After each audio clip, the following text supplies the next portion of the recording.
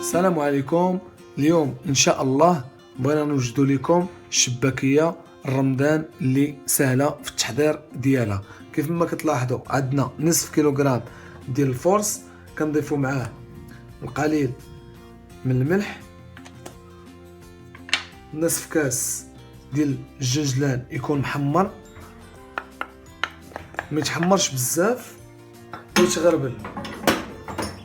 عندنا نصف كاس ديال اللوز مع 2 معالق ديال الطحين مطحون معاه باش دعما يتحبب.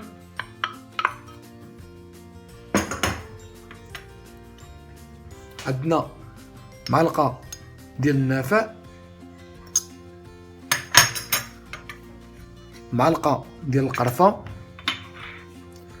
وبالنسبه للمسكه الحره عندنا 5 الحبات مع 4 معلقه ديال السنيده باش كطحنوها. من بعد نجمعوا المكونات مع بعضها.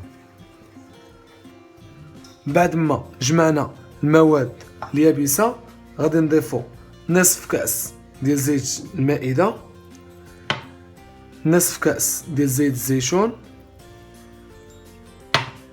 نصف كاس ديال الزبده،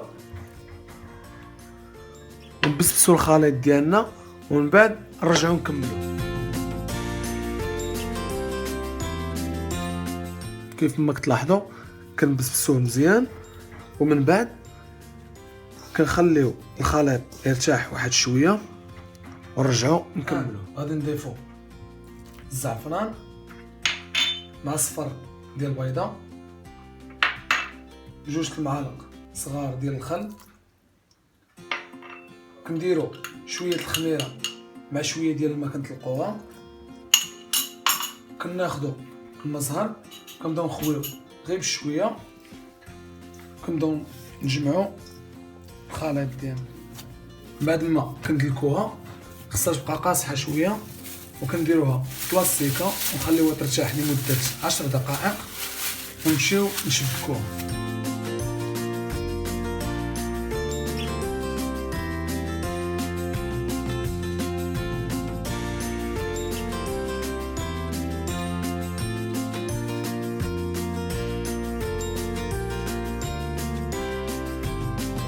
العملية تشبك كما كتلاحظوا 1 2 3 4 5 كنقطعو 1 2 3 4.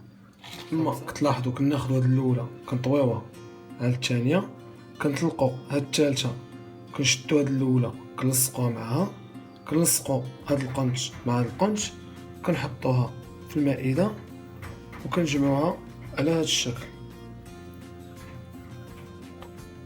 كنعاودو ناخدو الاولى مع الثانيه كنطلقو الثالثه، ولا بغيتو تجمعوا هذه مع هذه كتشدوا هذا القنت مع هذا القنت كتطلقوها فوق المائده تجي على هذا الشكل.